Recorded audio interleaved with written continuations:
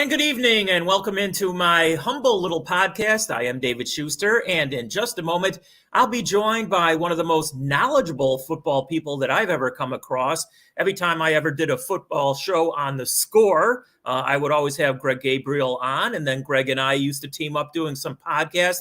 And before we bring in Greg, I'll tell him that actually I promoted this thing over the last couple of days that Greg would be on with me, and a couple of people, and Greg is in the green room right now. A couple of people said, well, it's been a long time since David and Greg have been together, and we miss them talking some football. So, we will satisfy those people and hopefully a few more. But before we bring in Greg, and also Harry Berg, who's producing tonight, he will be joining the show a little bit later on as well. This is going to be very football-oriented tonight, obviously. But I just wanted to recap some of the stuff that's going on in sports today and over the weekend. Juwan Howard, obviously, in the news. If you haven't seen the video clip, you want to either get it online or watch your TV later on this evening. Juwan Howard is the coach for Michigan. They were playing at Wisconsin today, and Wisconsin ended up winning the game, and Michigan was way out of it. And Wisconsin had its scrubs in, the last guys on the bench. Michigan was pressing those people. The Wisconsin coach called a timeout with about 15 seconds to go. Both coaches were wrong in doing what they both did. Juwan Howard was walking through the handshake line. He didn't even want to, have anything to do with the Wisconsin coach because he was so pissed off at him. And then the Wisconsin coach, and by the way, his name is Greg Gabriel, he put his hands on Juwan Howard. Ultimately, Howard said, "Get your hands off me," or something along those lines. And ultimately, one of the assistant coaches for Wisconsin got in Juwan Howard's face. And Howard, I don't want to say he threw a punch, but he slapped the Wisconsin assistant coach. And then there was almost like a brouhaha. No one got injured, but it was an ugly scene that you just don't want to see, especially with the adults acting more like children than the younger players. So what's going to happen here? The Michigan people,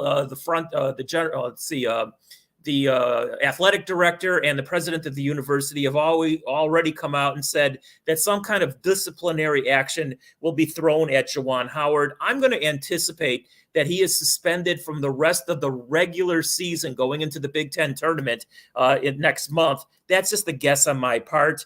And this is not the first time that Juwan Howard has had a problem with an assistant, with one of the opposing coaches in a handshake line. So he just acted, I don't know, that it wasn't right what anybody did today, but he's going to get suspended. I think the Wisconsin coach and his assistant, I think they should be suspended, probably not as long, but they were in the wrong also. So anyway, that's my thought on that whole subject. The NBA slam dunk contest from last night was just an abomination.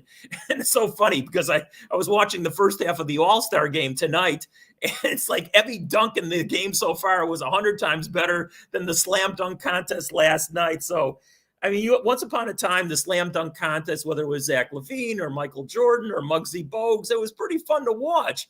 But last night's was just a total abomination.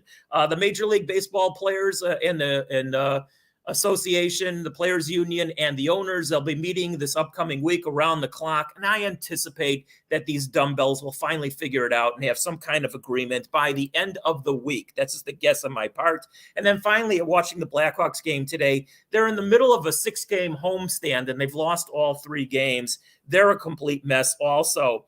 And I would not be surprised. I would hate to see Patrick Kane traded because he's one of the great players that has ever been on skates in a Chicago Blackhawks uniform, obviously. But you know what? You're going to get something for him. So I anticipate Marc-Andre Fleury, the goaltender, he's definitely going somewhere. But I wouldn't be surprised if Patrick Kane is also traded before the trading or at the trading deadline. All right, with all that in mind, let's bring in a good friend of mine, Mr. Greg Gabriel, and you can follow him on Twitter as I do, at Greg Gabe. And Greg, obviously, his credentials are impeccable. 30-plus years in the NFL as a scout, 9 years as a scouting director, worked for the Bears for many moons, also the New York Giants and the Eagles, and has been in front office positions and knows the ins and outs of the NFL like nobody else I've ever talked to. So, Greg, it's been a while, but it's a pleasure talking to you tonight. Yeah, good seeing you again, David. It's been about a year and a half. Yeah, well, time flies during pandemic. Yeah, you're darn right. Are you healthy? Because I remember you had some problem with your knee the last time we talked. I mean, I had a knee replacement in a year ago November. So yeah I mean I'm 16, 17 months out, I'm fine. Good to hear. All right. Anyway, let's get right into it. Every time something has been big in the NFL, or certainly with the Bears, I think about you all the time. I haven't had a chance to talk to you since they made their change, and I'm talking about the front office and the head coach. So I want to start right there, Greg. I advocated nothing against either guy because I actually liked a lot. I liked Matt Nagy a lot. I think he's a good man. Ryan Pace, I don't know because he was so secretive, but they had to go. Both of them had to go, in my estimation. Tell me that I'm either right or wrong about that. I just think the Bears, to move forward, and listen, the jury's going to be out on their replacements. They hired a junior executive to replace what used to be a junior executive as a general manager, and they hired a first-time coach replacing Matt Nagy, who never coached before either, as a head coach. So the jury is out on the two new guys, but let's start with the two guys who left their positions. Yeah, I think it was time. Ryan Pace was here, 7-8 years, and got to the playoffs twice, didn't win a playoff game. Some of the trades he made and some of the free agent acquisitions just didn't work out, especially for some guys that got some big money. So, I just think the arrow wasn't pointing up with the franchise. And I think if they were to keep their job, I thought when they moved up to draft Justin Fields last year, that bought them an extra year. But then the play was terrible, and you weren't seeing Justin Fields evolve the way you want to see him evolve as a rookie quarterback. He became like he showed flashes of brilliance, but you just didn't see what you wanted to see. And so I just think, they had to make some sort of change, and they did. Yeah. All right. Let's stick with Pace just for a minute, and I want to get rid of the past very quickly before we get to the present and go into. Okay, let's go. But as far as Pace goes, I mean, he coughed up over $100 million for quarterbacks. He could have, paid off part of the national debt. The Mike Glennon thing, $18.5 million for the 4 games he played, and then Trubisky, and then every other quarterback that he brought in over the last 4 to 5 years. And really the jury is out on Justin Fields also, obviously. We don't know for sure what he's going to be. Was that his downfall? Because if you don't get the quarterback position right, Greg, you're up against it right off the bat. You got to get that one right, because if you look at the teams in the playoffs, they got quarterbacks, and in the AFC, it's loaded with good young quarterbacks. So you have to get that right. I'm going to say one thing though. You might not agree with me, but I only saw Mitchell play a little bit this year. I saw all of Buffalo's games, but he didn't play that much, backing up Josh Allen. Did play against the Bears in the preseason. It looked like a totally different player. So in saying that, here's the question I have. Really, it's more a question, and we'll find out probably next season. Was it him or was it the coaching? Because, since the season, who was it, Adam Johns, who had an article about, he just never mixed well with Matt Nagy. And if that's the case, then Nagy wasn't doing the team justice, because that's the quarterback they had. They paid a lot for that quarterback, to get in that position to draft him. And if he turns out to be a pretty good player, regardless of what happens with Justin Fields, that's going to be all on Matt Nagy. It's really interesting that you bring that up, because over the last couple of weeks, and I know you've seen the same reports, a lot of Nagy's ex-players have taken shots at him that they obviously didn't feel comfortable while he was, while they were still, playing underneath them. But I mean, Allen Robinson's taking shots at Matt. Well, that I don't know if that's just Nagy though. He's taking shots at everybody. I mean, at the organization as a whole, they wouldn't, they weren't going to redo the contract at the money he wanted. It was, this season was an abomination for him. He's going to get money in free agency. Is he going to get as much as he thought he was going to get? That remains to be seen, with a bunch of guys at the top of the wide receiver market being hurt with ACL injuries and possibly not playing this year, then there's a good chance he's still going to get the money that he thought he was going to get. But the ship sailed. He's not, his agent's a good friend of mine. He's not coming back here. I don't care if they can do everything they want to kiss him. They got rid of the contract negotiator. He was let go a week ago. And that was part of the problem. There was just no relationship between Brandon Parker and Joey Lane, who did the contracts for the Bears. And that hurt the overall negotiations. Yeah, well, Allen Robinson wasn't the only player. I mean, Anthony Miller took some pot shots at Nagy, and even a couple of the defensive players surprisingly took some shots at him also. So, listen, all right, let's talk about Nagy. I mean, obviously, he made a lot of, in my estimation, bonehead decisions during games over the last bunch of years. I mean, again, a super nice guy, and he came across in so many ways during the week. But you know what? It's almost like with Mike Ditka. I mean, sometimes I thought Mike Ditka was a really good coach, but he should have been kidnapped from 12 to 3 on Sunday afternoons because his game decisions were also not so great at times. And Matt Nagy fell under that same thing as far as I'm concerned. Well, you look at the overall play calling and the evolution of the offense, there wasn't any. And the offense, the scheme itself works.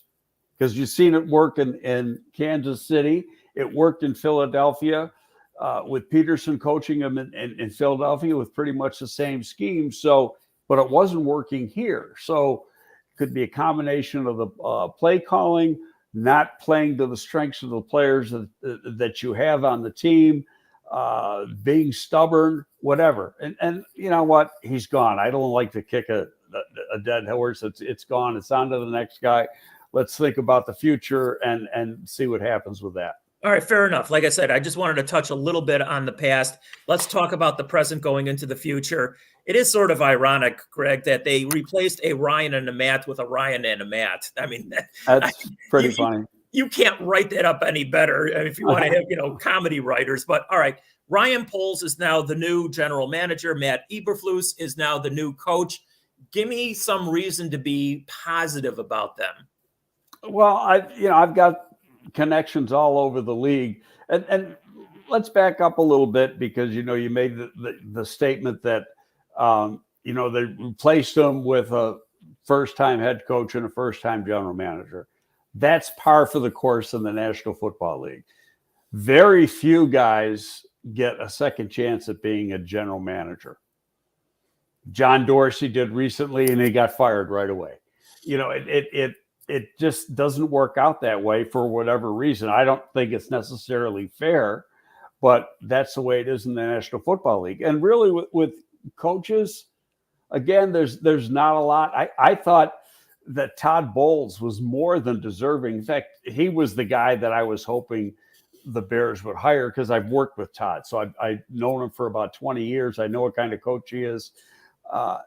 He was my lead guy going when the search began, but for whatever reason it didn't work out, and the Bears didn't pass him.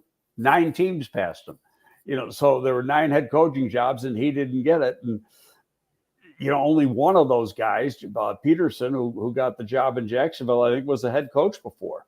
So it's just you always go the route of the hot coordinator or whatever. People I know, and I know Chris Ballard really well. Mm-hmm.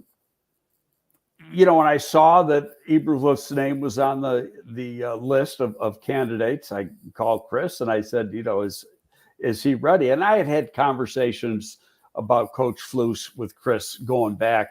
I mean, when he first hired him 4 years ago, and Rod Marinelli had recommended him to Chris for the defensive coordinator job, and Marinelli was literally jumping on the table for him, and I respect the hell out of Rod. I worked with Rod for a number of years.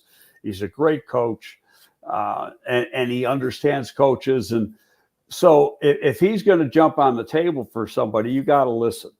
And the Colts defense was the strength of their team, but what I like about it, too, is that he basically brought in the whole Indianapolis defensive staff, except for the defensive line coach, who was let go the day after the season ended. They weren't happy with his work as the defensive line coach. And so all the other guys came with Coach Flus to the Bears. So you've got continuity right there. They're just going to a different team, different scheme, but we all know the scheme. It's the same scheme that Lovey ran. It started with Tony Dungy down in Tampa.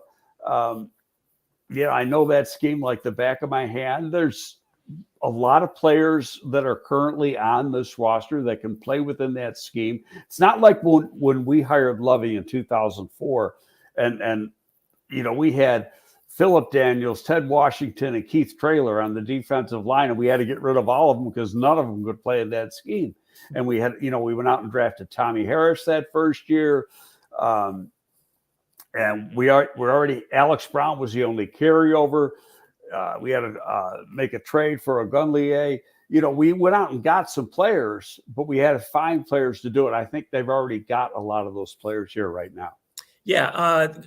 The continuity that you're talking about is a really good thing. And I think you know that more than almost anybody as far as the coaching. In fact, I think the entire coaching staff, along with the head coach and the general manager, is completely new. So, it'll be a learning experience for all of us. But I want to talk about the coordinators. Alan Williams will be the defensive coordinator. Luke Getsy, coming from Green Bay, will be the offensive coordinator. Listen, I like the way Green Bay ran its offense, but a lot of that obviously had to be, to do with Aaron Rodgers and his wide receivers. But what do you think he brings specifically as the offensive coordinator? Well, from what I understand, Coach Flus was looking for somebody who had a very knowledgeable understanding of that Shanahan-McVay offense. And Getsy has that. So that's why he got the job. He's only been a play caller once in his career, and that was in college at Mississippi State. And that year he was at Mississippi State, they put a lot of points on the board. Been in the league as a quarterback coach for a long time. He's saying the right things, David, and that he's say this offense is going to be what the players say it's going to be, basically playing to the strengths of the players. But the playbook is going to be very similar to what you saw in Green Bay, what you see in LA. But the way you call plays, even though the playbook might be very similar, you call plays to emphasize the strength of the playmakers that you have. Right now, you got one receiver on the team, and that's Darnell Mooney. So, as it looks right now, it's going to be a running offense, and they've got a strong running back core. That's the strength of the team right now. They've got to get some wide receivers in free agency. I think that's what they're going to do, but I don't see them spending big dollars. I see them going after some mid-level people, and there could be a few that are at Green Bay right now, and that are going to be, one's going to be a restricted free agent, one's going to be a UFA. Not Adams. Adams is going to cost you $25 million a year. They're not going to pay that. They can't. They're not in position. You go out and you sign an Adams when that's the last piece of the puzzle. Mm-hmm. They've got to do a lot of second and third tier free agents. Ryan Poles, and I like that he said this. He said, "Look, I don't like going after guys in the first wave. Most successful general managers don't like doing that. Belichick, until last year, never went after a first wave guy. He waits, and you're patient, and you get some good young players that are coming off of rookie contracts that deserve a raise, but don't deserve 18 or 20 million a year." All right, like we talked right at the top, it all starts with the quarterback. It's pretty obvious. Justin Fields is obviously the key to the Bears being successful, but the jury is out. There's no other way of putting it. He basically played half a season this past season. He had a really good second half against that Pittsburgh Monday night game, and I think people went gaga over that. But he really never progressed much further. A lot of it is based, as you know, on the offensive line protection or non-protection that he got. but I saw a lot of the things that I remember, and I thought he was a really good college quarterback, incredibly accurate, although it wasn't not as accurate in the pros. But some of his faults that he displayed in college, Greg, I saw the same thing in the NFL, and you can get away with it in college. You know, with his athleticism, he was able to elude the rush a lot against him in college. But when you stand in that pocket in the pros, those guys are just too damn good. And I think one of the things that he made a major mistake, and I think he knows it, when he said very quickly, and it might have even been the exhibition season, correct me if I'm wrong, the speed of the NFL is no different than college. I mean, he was so wrong about that, but he thought he was right, and he was proven to be wrong because he got sacked repeatedly. So I hope he learned from that. But bottom line is, Greg, I think the jury is out on him. I don't know how good he's going to be. As a fan, I'm hopeful. But as a reporter, I don't know. I just don't know. Well, you go back and you look at all the college tape, and I've seen every game his 2 years at Ohio State. And he got better all the time. And you look at the playoff game against Clemson last year when he was going up against Trevor Lawrence. It wasn't even close who was the better player in that game. And, you know, Justin Fields was by far the best quarterback on the field in that game. There's a lot of talent there. It's up to the coaching staff between the design of the offense and their teaching skills to get it out of him. He was still a rookie, and hey, go back and look at the rookie years of Troy Aikman and Peyton Manning and everything else. They stunk. They were terrible. You know, so they grow, okay? Not everybody's going to be like Herbert with the Chargers and have that great year, you know, as a rookie. By the way, my good buddy Pep Hamilton was his quarterback coach. Yeah. You know, you got to go through the growing pains. When they made the decision, in all honesty, David, I had no problem with them saying he's going to sit and learn this year. That's right. I think that's the right thing to do with a rookie quarterback. You know, everybody said, no, we got to see it. Well, they force the issue, they put him in. Well, if you're going to do that, then you got to live with the growing pains because he's going to make mistakes. And if you look at all the quarterbacks, the only one who played well was the last one taken in the first round, Mac Jones. And he even tailed off at the end of the season because you know, you started getting a lot of tape on him. And he had a very established team where the other guys were playing with teams that stunk basically the year before. That's why they got drafted as high as they did. So, you know, I think it's par for the course. I don't think you can expect too much from a rookie. You know, people we go down to Jacksonville and you're going to have the same conversation about Trevor Lawrence. Trevor Lawrence didn't set the world on fire. Hardly. Yeah. You know, it's ironic because you mentioned the AFC, and I have this written down. All the good young quarterbacks are in the AFC. You got Mahomes, you got Josh Allen, you got Joe Burrow, you got Justin Herbert. I mean, these are all young quarterbacks who are only going to get better. The NFC really doesn't have many, if any, young quarterbacks. If he could be the leader of the young quarterbacks in the NFC for the next 5 to 6 years, it's on him. It's on the organization to build around him. And obviously that starts with the offensive line. Give me some hope that the offensive line will get better and better here, Greg. You know, I don't think you might argue this point with me. I don't think it's as bad as people think it is. I think part of it was the design of the offense. You can't help that Jenkins got hurt. He got hurt. Okay. It's part of life. That delayed his development. And, you know, with a rookie, you need reps and you need physical practice reps. Well, here's the rule in the National Football League. Once the season starts, you got 12 padded practices the rest of the year. You can divvy them up any way you want, but there's 12. And you got 18 weeks, including the bye week of practices. So that means that there's 6 weeks when you're not even having a padded practice. Well, he doesn't even come in until the last third of the season. How many padded practices do you think he had? maybe a couple. Yeah. Okay, so when did he get live reps in practice to work on things? He didn't. So it was all what he knew from college. Yeah, you could work on technique on the side against dummy bags and things like that, but it's not going full speed in practice like you do at training camp, and you're doing one-on-ones, for a half hour a day every day in practice. It's not the same thing. He needs play time. Did he make mistakes? Yeah, he made mistakes, but I think the talent is there.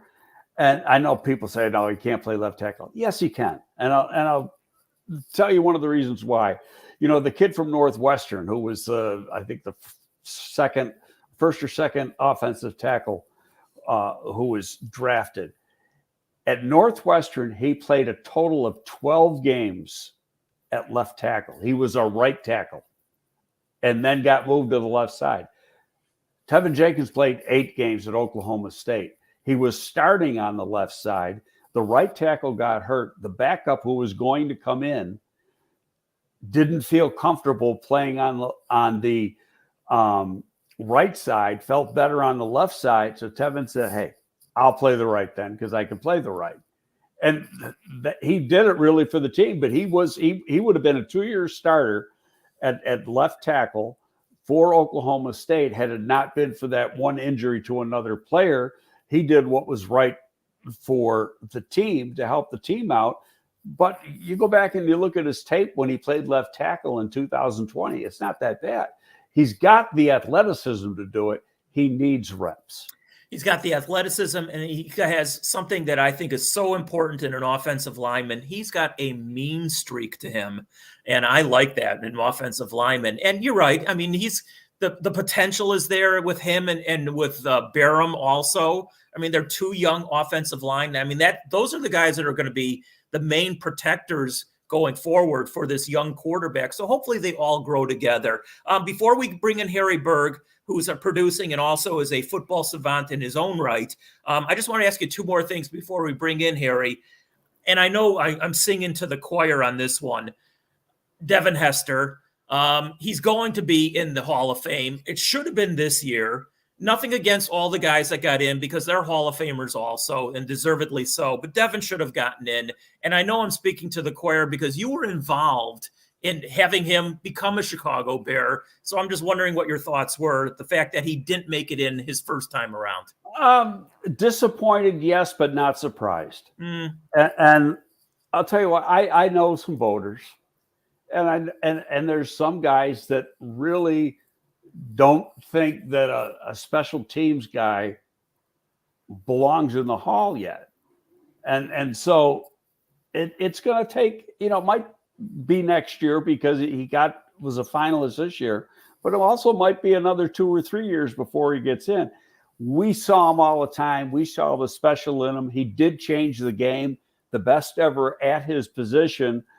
But for some of the voters are saying, yeah, but that's all he did. Well, hey, but he was the best ever at all he did. Yeah, 100%. Listen, Ray Guy is probably the best guy who ever punted a football. And what did he do? He punted a football. He's in the Hall of Fame. Right, but he didn't get in first ballot. Okay. All right, point taken. I do understand that. All I know is I always go by the eye test, Greg, and the same thing in baseball and all the other sports. I know I saw a Hall of Famer in Devin Hester. Oh, I'm not ever gonna argue that point. I just understand how some of the voters feel. Well, they're especially talking with them, and to me, I don't like the voting process. Because you don't have football people. You got media people doing it. You don't have football people doing it. Well, football people should be putting people in the Hall of Fame. Yeah, that's my opinion. All right, fair enough. I mean, just some narrow-minded people. All right, one last thing before we bring in Harry. I think it's a fait accompli myself that the Bears ultimately will be playing in a new stadium up in Arlington Heights. I just think that's automatic. There's just too much money that is going to be made up there. I don't care what Chicago does. It's too late in the ball game, pun intended. And the Bears' worth of their franchise will probably at least double and maybe even triple. And that's when I think the McCaskey family in about 10 years or 12 years from now, after the stadium is built and they start building up the revenue about 5 or 6 years after the hotels and the casinos and the restaurants and everything else that goes on up there, that's when the McCaskey family might sell at that point. Tell me I'm crazy on any of that. I agree with everything. I don't agree that they're going to sell. But I'll tell you, I didn't think George was 77 years old, but George is, I guess, 77. I thought he was a lot younger than that. It's who is in line to run the franchise after George, and I would think probably Brian. And Brian is very, very capable.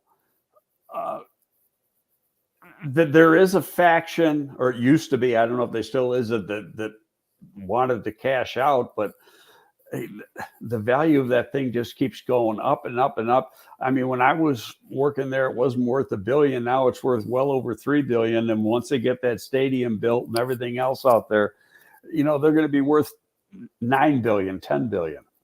Yeah, that's when I think maybe the family says, well, maybe it is time to cash out, but that's down the road. But we're both in agreement. Hey, put it this way, I'll be dead.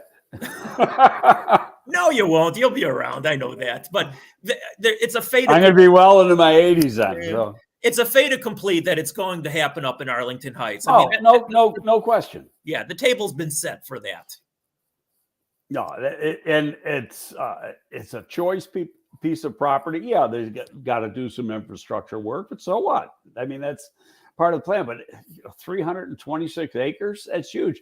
That's like 45 acres larger than the property where the Rams Stadium was, which was also built on a racetrack. I think it was Hollywood Park. Yeah, it was actually. And the things they can do there between the hotel, casinos, retail, restaurants, my God, that's going to make that team a fortune. 100%. Just selling off the parcels because it's going to be so valuable. They'll more than get. They're buying this for just under $200 million. They'll get all that back and more just in selling off parcels. Snap of fingers, that's how they'll get it back. And listen, for all those who are upset that they're going to be moving out of the city, Soldier Field. Hey, listen, there's a lot of history there, but it's a dump. So good, good riddance. It's still 5 or 6 years. You got one of the largest markets in the league, and it's the smallest stadium by a long shot. 100%. All right, I promise that we bring in Harry Berg. Well, Harry, why don't you enter and sign in, please? There's Harry Berg, who's not only producing, but he's also a major contributor on 1252 Sports. And Harry, we introduced you to Greg before the show started. I know that you have a lot of questions of Greg, so go ahead. Greg, thank you. I appreciate you guys having me on. I want to jump in the NFC North, and I want to talk about the Green Bay Packers. Greg, do you think that Aaron Rodgers is still a Green Bay Packer QB1 next year? Or if he leaves, where does he go? December 1st, I would have said he's gone. Now I think he stays. And they brought back his favorite coach and Tom Clements.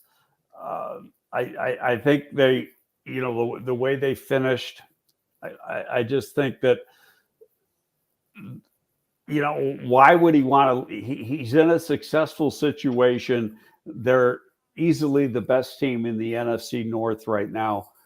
Why do you want to leave that to go somewhere else where you may have to work a lot harder than you already are? The money is not going to be any different anywhere else. Like I said, December 1st, I would have said he's gone. Now I think he stays. Well, that's just bad news for NFC North fans. I just thought for sure that, with the dividing that locker room the way he did last year and not making it to the NFC Championship game. You very well could be right. I just, like I said, my gut feeling is he's going to be staying. Actually, for everybody else in the division, I hope he stays because they're going to have big time. Even if he goes, they're going to have big time cap problems. They're 40 or 50 million over the cap now. Yep. I just don't see how and it's not going to go away. The cap hit, if he leaves, the cap hit is enormous. So he doesn't help the situation either way. Okay, well, I have one more question before I got the main one. Tom Brady just recently retired from the Tampa Bay Buccaneers. There's already talk, especially being down here on the west coast of Florida, that Tom Brady supposedly might be going to play for a different team, and he hasn't ruled it out. Do you know of anything like that? Or do you finally say the 44-year-old Bones are going to finally say, you know what, Giselle, I'm home, honey. I just want to be with you and the kids. What's your thoughts on that? I think he's done.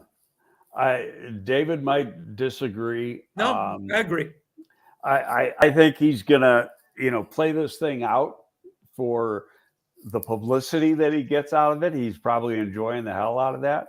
But I think reality is he's done. I mean, nobody's ever played as long as he has and played at that level. So why even take the chance of going somewhere else and not being quite as good? Because at that age, his play could fall off a cliff.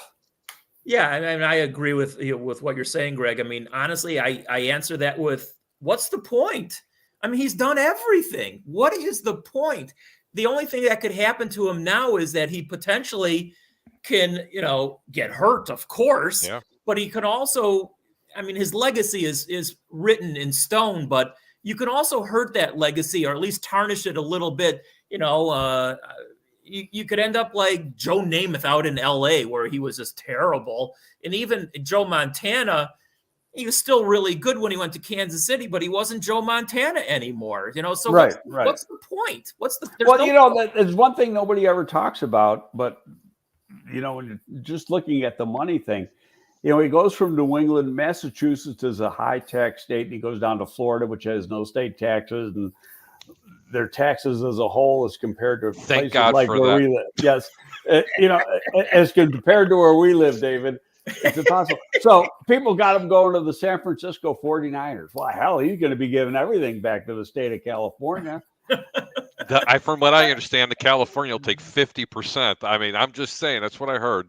And I just don't see it happening. Yeah, there's just no point. Hey, Greg, I want to ask you about this one because it's, and unfortunately the Super Bowl had some bad calls in it, although I think they evened out. I mean, the people were sort of bitching at the end of the game about some calls, but then again, you always bitch about the end of the game. But you're right. Forget about the bad calls, the call at the first play of the second half. Yeah, the touchdown.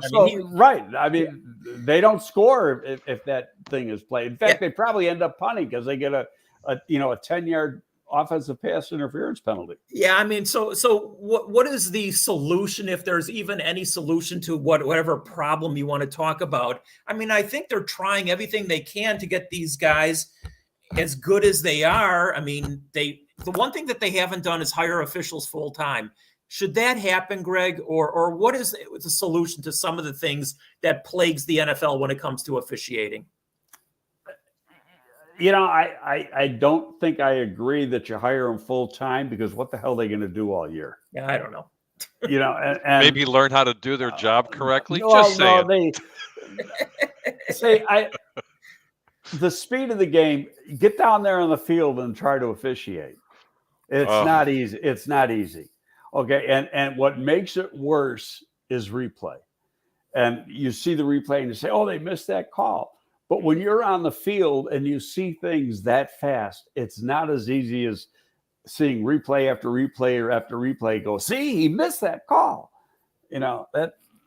That's after the fact. I got to agree with you, Greg, on that one. I just like to, it's always easy to jump up on top of somebody and kick the sand in their face a little bit. But really, that first play in the second half when Cincinnati, with that egregious face mask, okay, the ref was standing 5 yards staring at him, and he never even pulled the tissue out of his pocket. That's where I disagree with you, because the official was he was running along the sideline, but he was 8 yards behind the play. And he was, right on the sideline, and the face mask happened to the inside. And so he may never have seen it. Well, I thought he had clear vision of it. That was just my own opinion, especially when I watched the tape on it. But you know what? That last play of the game, first off, they're acting like that's why the Rams won, because of the mysterious holding. I don't agree with that. Okay. Well, first of all, I don't have any problem with those two calls. I didn't have a problem with the call. I didn't. He spun him. That linebacker made a good play, but he got caught putting his hand on his hip and pulling him around. But even if it wasn't, they still would have probably scored anyway. But from a gambler's perspective, that missed extra point, Oh boy! If you had the Rams, you were talking about bridge jumping off the Skyway between St. Pete and Sarasota down here. Well, you follow the gambling. Let me ask you a question. The one guy bet close to $5 million Mattress guy. Didn't he take the points? He won. He took the Bengals. Yes, he did. He took the Bengals and the points, so he won, right? Yep. Yes, sir, he did. But if anybody really understands the game, you do. David does, and a lot of people do.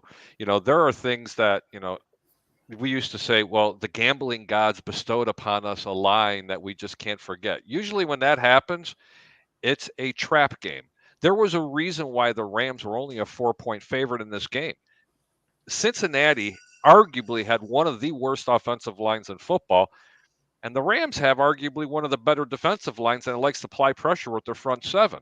This was supposed to be such a mismatched game, it wasn't even funny. But I'll tell you what, the odds makers in Vegas, they absolutely knew that Cincinnati was going to come play this game. But boy, all the stars had to line up there, man, to make that happen. Missed extra point, the missed call for the pass interference. Because technically, I thought, and I gave it out, I thought the Rams were going to win by 30, not 4. Okay, I really did. I thought this was going to be a lopsided game. I had visions of the '85 game between the Bears and the New England Patriots. That's how bad I thought it was going to be. Well, I didn't think it was going to be like that. I thought it might be a 10-point game myself. Hey, Greg, I got to ask you, because you and I did so many podcasts over the years when the Bears would play the Lions, and you were all over Matthew Stafford. And I'm still not a fan. I figured as much. I mean, they put it this way: the Rams won in spite of him. There you go. I knew he did throw 2 picks in that, and they were awful picks. Yeah, you're right. No, you're right. I think you're exactly right. I think they won in spite of him. But they did win. That'll always be on his resume, because you always told me. That's right. The camel's off his back, and more power to him. But they did not win that game because of Matthew Stafford. Okay. Hey, he was not the difference maker. No, you're right. You're right about that. Lovie Smith, your former boss. He has surfaced again as the head coach down in Houston. A, have you had a chance to touch base with him at all? B, what are your thoughts on him getting another NFL chance? Well, as we were talking off air, I think that was in the making long before it became public, probably a week to 10 days, but was kept very, very quiet. I don't like the way things ended for him at Tampa Bay. I thought it was like a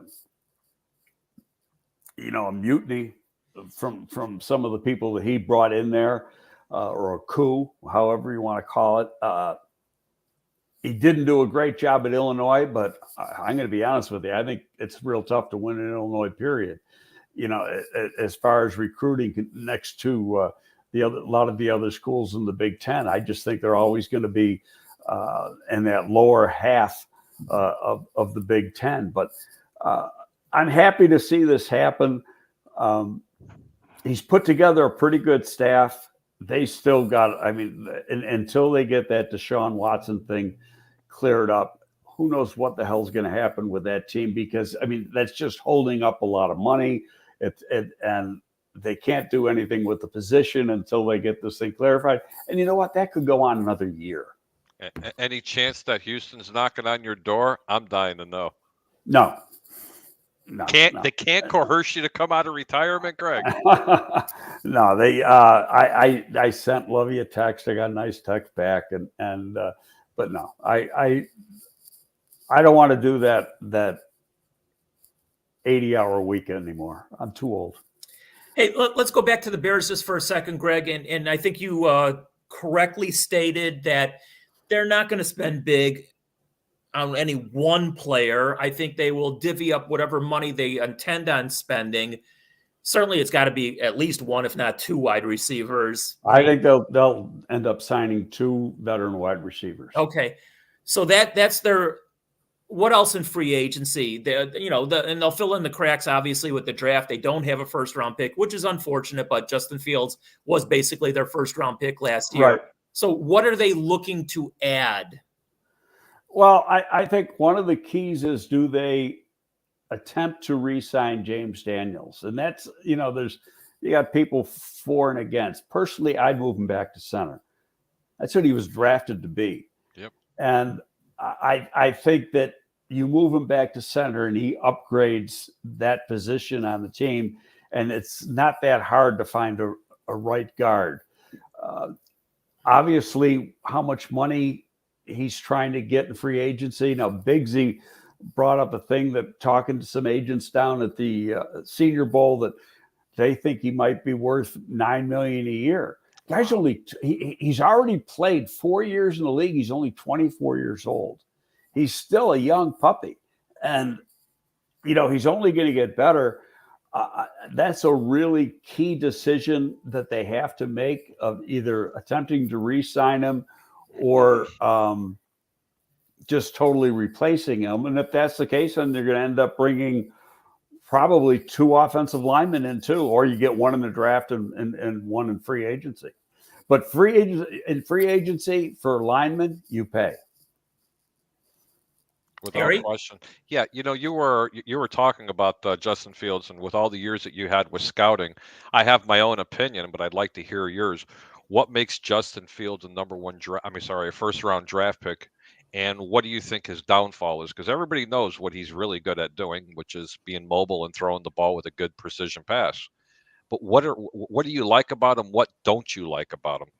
I don't like his release. Yep, bingo. He does, okay. And that's got to be fixed, and it shouldn't be hard to fix it. Let me grab a ball over here, and I can show you what I mean. He's got this hitch at the top of his delivery where, he takes the ball back, and before he releases the ball, he drops the ball like this. So he's going like this. And that instead of boom. And so that difference, just that split second in there can make the difference between a completion and an incompletion, especially when you look at the Green Bay offense, how quickly Aaron Rodgers gets the ball out of his hand on those quick, they do a lot of really quick passes, bubble screens and things like that, but they're successful because the ball gets out of his hand so quickly. That's the main thing I think he's got to work on. I think he's got all the tools. He's got to that's going to be like the number one thing. Get rid of that hitch and make sure. And what's funny is when he throws on the run, he doesn't do it. No, and I noticed that, especially when I'm breaking down tape, when I'm trying to handicap particular games, there are certain things that I look for. I try to compare I put quarterbacks in different classes. And I know it's unfair for me to put Justin Fields and Patrick Mahomes in the same category, but they have very similar traits. They both have cannon for arms. They both have a propensity of wanting to move out of the pocket when they're allowed to. But the difference between these two quarterbacks, and where I think the NFL is really, these teams have really gotten good books and play on Patrick Mahomes, the reason why he's becoming more human, I would say, is because they are able to force him to his right to narrow the field down. And the closer that they're getting him to that sideline, he has a tendency of wanting to throw across his body. And I don't see that very much out of Justin Fields. And yes, you're absolutely correct. I did notice that he does not have that hitch in his release when he's rolling around either left or right. But here's one for you. Patrick Mahomes, when he rolls out of the pocket, 85% of the times it's to his right. And over 28% of the times when he rolls to his right, is actually across the body. Those are dangerous throws too. Yes, they are. But he's got the release and the arm strength and the accuracy when he's thrown across his body. And part of it's the baseball player, because if you notice that he's not coming over the top on a lot of those throws, he's throwing sidearm. Yep. And the baseball background allows him to do that. But now you look at Josh Allen, it's the same way. He can change the angle of his throws, but the guy who has a baseball background too was a damn good high school baseball player, was Justin Fields. Yep. Did you like Mitch Trubisky? I'm just going to throw there, just out of curiosity. Did you like what he could bring to a team? Because I really was high on him. I think he's a lot better than people here in Chicago give him credit for. And I think that we're going to find that out in future years. it depends where he ends up next year. I mean, he could end up staying in Buffalo, and if that's the case, he's going to be a backup. But there's going to be somebody who's going to try to sign him on the market this year. I think Washington's got his name. I don't know. You hear that one? Who knows? But somebody's going to take a chance, and you don't want to overpay him. You don't want to give him Mike Lennon money. God, Napoleon Dynamite. You had to bring that up. There's a question in the comments for you. It's from Peter Blake. He says, Greg, do you think the reason Brady retired was because of a possible friction with the Bucs and Bruce Arians? I've been reading that the last couple of days. Who the hell knows? You got to be in the building to know that. All true. Hey, Greg, before we get to our final segment, and I do this with each and every person, and I tailor the questions, we got some trivia questions for you, and I'm going to fall back on your Buffalo upbringing with most of these questions, but I just want to ask you about another player that I know you had an affinity for, especially when you were with the Bears, and that's Robbie Gould, who I know you're a fan of as a person and a player.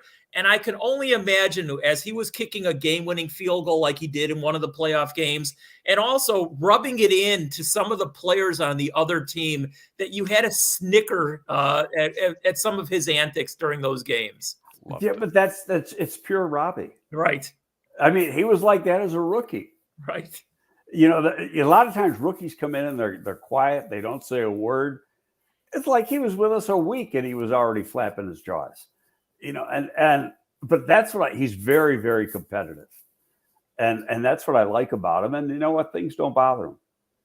Yeah. And especially when, during warm-ups with the other team doing their drills and Robbie's kicking field goals over their head, I was just laughing because I know, his personality. I thought that was hysterical.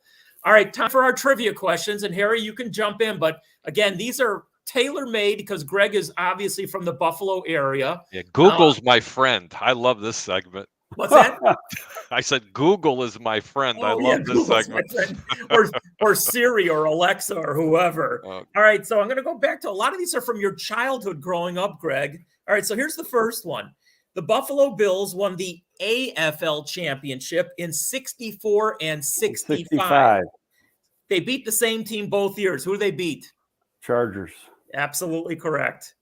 Absolutely correct. I was at one of the games. Okay. And I had Gian Greco on here a few weeks ago. He's also a Buffalo native. Right. So he got a lot of these questions. In fact, Gian Greco's younger brother or sister went to the same high school I did. Okay. All right. And I got a feeling you're going to ace these. Who was the first coach of the Buffalo Bills? Buster Ramsey. 100% correct again. Wow. Oh, he's gonna ace these. Wow. Because he's from Buffalo. I was freaking 9 years old then. Yeah, well, but still, listen, that's when you fell in love with the sport, I'm sure. Yep. I'm not going to ask him the easy one, like who was the kicker who blew the field goals for Buffalo in the Super Bowl. I was on the other team. I was with the Giants then. Yeah, but I still, who that kicker, Scott Norwood. All right, here's one. Who holds the Bills franchise record for interceptions? Not quarterback, but interceptions. It's either Booker Ederson or a guy named Bird, I think. You're right. It is Bird. What's Bird's first name? I think it was Butch Bird. That is 100% correct again. Wow. I mean, seriously, this is like really. I mean, I don't care if he's from Buffalo. That's like really spooky. Yeah, but this is the team that he grew up loving. No, I know, I understand that, but really? It would be asking you questions about Chicago from where you grew up. Greg is the most Buffalo avid. I mean, when we were doing podcasts, he didn't even want to talk about the Bears. Well, he did, obviously, but it was like, but Buffalo every week. A lot of people don't know that, but Gian Greco the same way. Yeah, 100%. Darn right. All right, so Butch Bird, 40 interceptions, 5 for pick 6 return touchdowns.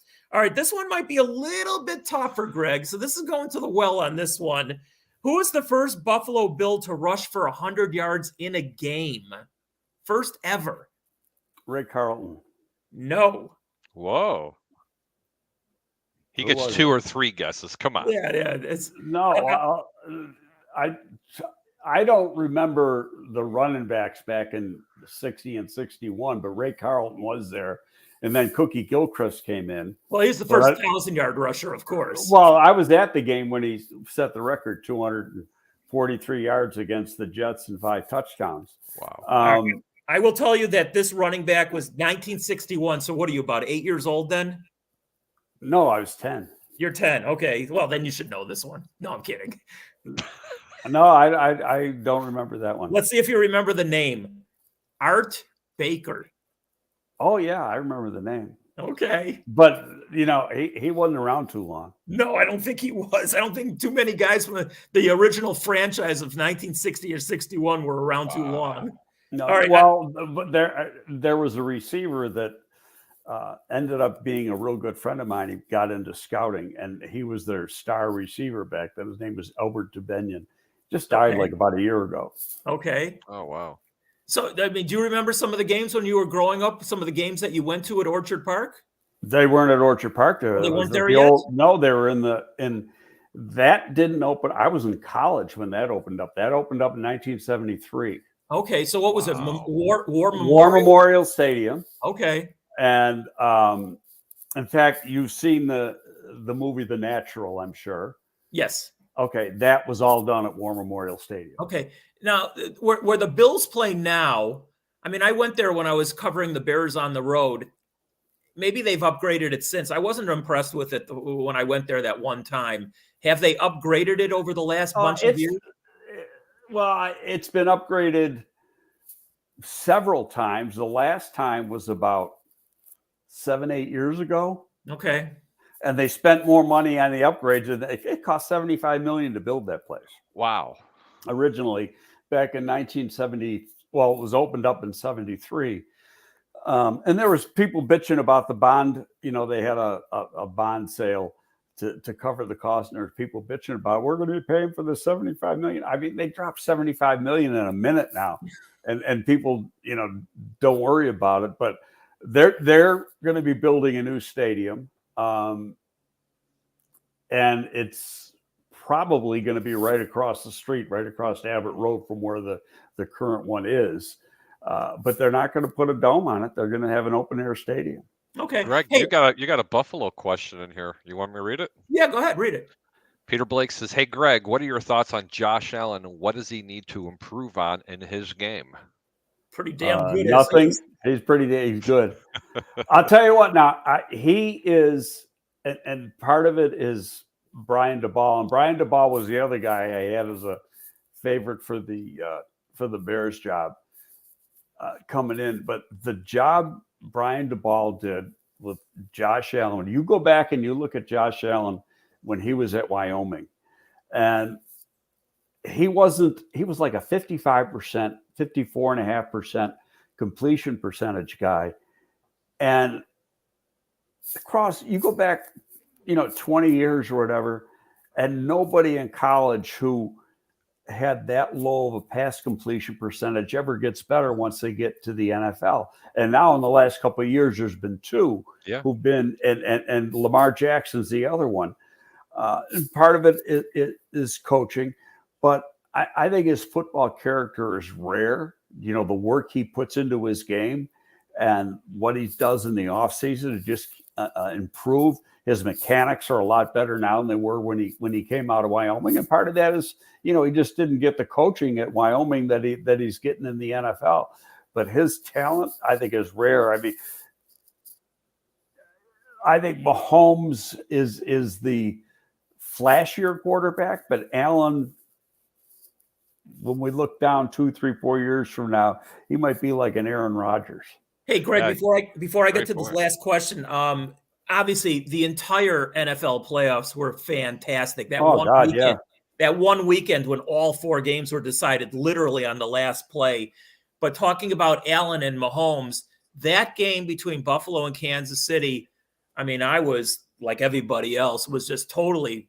That was the Super Bowl. Oh my God, that game was so good. In fact, after the game was over, I said, that's one of the best games of any sport I have ever seen. That was that good of a sporting event. Yeah. Oh, that was like, I was like, oh my God. I never saw anything like it because, Kansas City goes down and scores. There's only like a minute and a half left, and they have to get a touchdown. I go, there's no way. This game's over. And he does it in like 40 seconds. Yep. I mean, it was unbelievable. All right, last trivia question, and I'm a little bit off the beaten path, but Jim Mora, who I think you probably know also along the way. Jim Mora, before he became to the NFL, he won 2 titles in the USFL. Can you tell me what team or teams he won those titles with, by chance? Playoffs. Yes, that's one of the great lines of all time. Where was Moore in the USFL? It wasn't New York. Philly. Yeah, that's right. It was Philly. Actually, Philly must have gone. They split. It was a. Damn it, Greg! You're faster than Google. And smarter too. Yeah, I looked it up. Philadelphia Stars, but then it said Baltimore also. So I think what must have happened is Philly relocated, I guess, to Baltimore. Yeah, they were going like back and forth. Back in the day, a friend of mine, Terry Bradway, used to be the GM for the Jets. He worked with us in New York, but before that, he was working for Philly in the USFL before he came to the NFL. Hey, Greg, last question on my part, and I'm sure Harry will have one last one also. Appreciate your time, of course. It's always fun talking with you. I always have enjoyed that, just letting you know that. But if, or when I should say, the Bears move up to Arlington Heights, is there any possibility of the mayor of this city and the NFL bringing in another franchise to play at whatever they might do at Soldier Field? Is that even at least a feasibility? No. Because why? I don't say it. I just don't see the fan base buying into it. I just think this has always been I mean, you go back a gazillion years and the Cardinals were here. But wow. I just don't see it. I think it's difficult in New York. You got to, and both teams are terrible right now. What would you guys in talk radio do if you had 2 shitty football teams? It'd be great. It'd be twice as good. That's priceless. Oh my God, I could never turn on the radio. Oh, see, and I got to tell you this, Harry, because, and I'm Greg, I'm crying here. Greg is very quick to get on, especially the people on the radio, when they're really negative about anything. I don't like all the negativity. And I'm not that person. Just to let you know, I have seen the silver lining with the previous coaching staff. I see in the silver lining with the offensive line when everybody was beating them down. I have always been a supporter of this team, win, lose, or draw. David. David and I would argue off air too because David's been taken in by the dark side. I tell you, it's a funny story. So when John Fox comes to Chicago, and John and I, known each other since he was a defensive back coach at the University of Pittsburgh. But we worked together in New York for 4 years. My last 4 years in New York, he was the defensive coordinator. Jim Fossil was the head coach. So they have, his first rookie mini camp, and, the media's out there. They let him out, and he looks over and he sees me and he goes, "Come here." So I go over. I go, "Hey, John, what are you doing?" He goes, "When the fuck did you go over to the dark side?" I love it. Greg, I can't help it. I was born with a cynical bone in my body, and it just comes out. Sometimes when sports is so bad or so comical, I'm at my best. What can I tell you? Anyway, and that brings us just to one thing. I was going to go back to Buffalo real quick because you brought up Brian Daboll, and a lot of people were really high on him. I had one thing that I was kind of negative about with Brian Daboll and what the type of offense that he ran. I think he has a tendency of leaving the running game out because they believe in 5-man protection schemes a lot. And that's one thing I noticed about Buffalo. I mean, is that what the NFL is going to? Multiple wide receiver sets and forgetting about the guy that's sitting behind the quarterback? I'd love to hear your opinion on that because he's got a beast down there in in New York, and it'll be a shame to see them not use Saquon Barkley the right way this year. I'll answer it this way: if he would have been the head coach here in Chicago, Mm-hmm. his best running back in Buffalo would have been third team running back here. Well, that makes sense, and a lot of people were saying that as well. But they ran a lot of 5-man protection. I mean, Well, that's because of the quarterback they had. I mean, he's playing to the strengths. He did not have a true bell cow. I think, towards the end of the year, the running game did get better. Mm-hmm. But if you look at that, there's not a guy there that can even has the potential of being a 1,000-yard rusher. That's why they rotate. Like I said, I think, Singletary, if he came here, he'd be the third back. Behind Montgomery and Herbert, and yeah. I think that would dictate when you've got quality at that position, that can dictate what type of plays you're calling. By the way, Greg, I love the way Herbert, especially when Montgomery was down for the 4 or 5 weeks. I love the way the kid ran, and he runs hard. Yeah. Hard, man. Well, I'll tell you, Ryan Pace gets a lot of abuse, and probably rightfully so on some things. But his day 3 draft picks the last few years have been just as good as anybody in the league, if not the best. You look at Mooney, Herbert, Gibson, and some of those other guys. Those guys are really good players. I don't know how Darnell Mooney went to day 3. I just didn't know. I watched him in college. Oh. You had no opportunity to do a lot of work right that you would normally do in that draft prep period. Yeah. Hey, Greg, you're the best. I've said that forever. I will continue saying that forever. I really appreciate Thank you, David. I appreciate that. To do this. Stick around just for a second as we wrap up the podcast. But I just want to say a little bit afterwards to you. Okay. And, to everybody, we'll be back next Sunday with another top-notch guest. I can promise you. Take care, everybody.